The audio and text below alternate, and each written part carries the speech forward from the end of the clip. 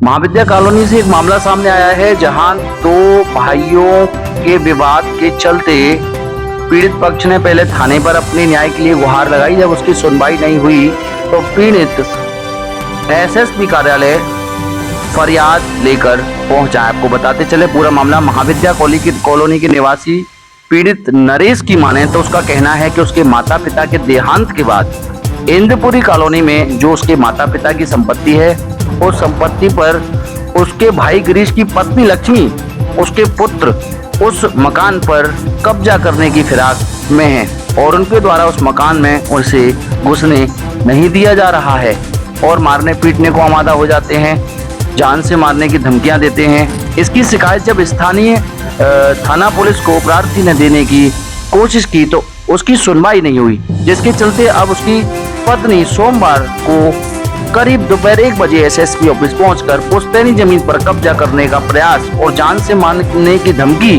देने वाली देवरानी के खिलाफ कार्रवाई की मांग को लेकर एसएसपी कार्यालय पहुंच गई है।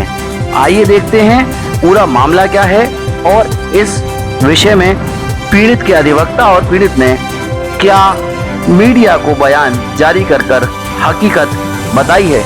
मामले की पुलिस के जांच के बाद ही तय हो पाएगा कि आखिरकार पीड़ित नरेश को उसके भाई के द्वारा क्यों उस घर में घुसने से रोका जा रहा है। वहाँ पे हम जाते हैं तो वहाँ पर दौरानी का है उनको नहीं दिन देती है, सारे पर कब्जा कर रखा है। आप कब गए थे मकान कर ले? 18 तारीख। तो फिर क्या हुआ?